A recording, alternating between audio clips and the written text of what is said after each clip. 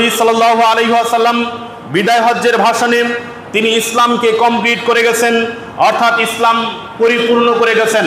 ইসলামের ভিতরে আর কোনো কিছু ঢুকবেও না, ইসলামের মধ্যে আর কোনো কিছু ওখান থেকে কোনো বেরও হবে না। আমি উদাহরণের মাধ্যমে বলতে চাই, একটা গ্লাস, অর্থাৎ আল্লাহ নবী সাল্লাল্লাহু আলাইহি ওয়াসাল্লাম যখন ইসলামটাকে রেখে গেছেন সেটা ছিল একটা স্বচ্ছ কাচের গ্লাসের মধ্যে রাখা পানির মতো। কিন্তু আমরা কি করেছি, সেই পানির মধ্যে একজনে এসে দিয়েছে একটু চিনি, আরেকজনে বলছে না চিনি দিলে হবে না, এখানে একটু মধু যোগ করো, আরেকজনে বলছে না মধু দিলে হবে না, এখানে একটু গুড় যোগ করো, আরেকজনে বলছে এখানে আরেকটু স্যাকারিন দাও, আরেকজনে না বুঝেই ওখানে এসে সয়াবিন তেল দিয়েছে, আরেকজনে এসে সরিষা তেল দিয়েছে, আরেকজনে এসে কেরোসিন তেল দিয়েছে। এইভাবে এইরকম ভাবে বাড়তি পদার্থ যোগ করতে করতে ইসলামটাকে এক শ্রেণীর মানুষেরা কলুষিত করে গেছে। রাসূল সাল্লাল্লাহু আলাইহি ওয়াসাল্লাম বিদায় হজ্জের ভাষণে রাসূল সাল্লাল্লাহু আলাইহি ওয়াসাল্লাম ইসলামকে কমপ্লিট করে গেছেন।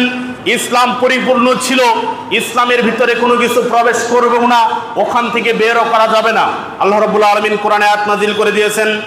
যখন এই আয়াতটা নাজিল হচ্ছিল, রাসূল সাল্লাল্লাহু আলাইহি ওয়াসাল্লাম যে উটের পিঠে বসেছিলেন সেই উটটা কুজু হয়ে বসে পড়ছিল। ওই উটটা আল্লাহর এই ওহীর ভার বহন করতে না পেরে উটটা বসে পড়েছিল। কি সে আয়াত? আল্লাহ রাব্বুল আলামিন বলছেন, আল ইয়াউমা আকমালতু লাকুম দীনাকুম ওয়া আতমামতু আলাইকুম নি'মাতি ওয়া রাদিতু লাকুমুল ইসলাম দীনা। আজকে আমি তোমাদের জন্য তোমাদের দিনকে পরিপূর্ণ করলাম এবং তোমাদের উপর আমার নিয়ামতকে সম্পূর্ণ করলাম এবং ইসলামকে তোমাদের জন্য মনোনীত দিন হিসেবে আখ্যায়িত করলাম, মনোনীত দিন হিসেবে আমি তোমাদেরকে দিয়ে দিলাম।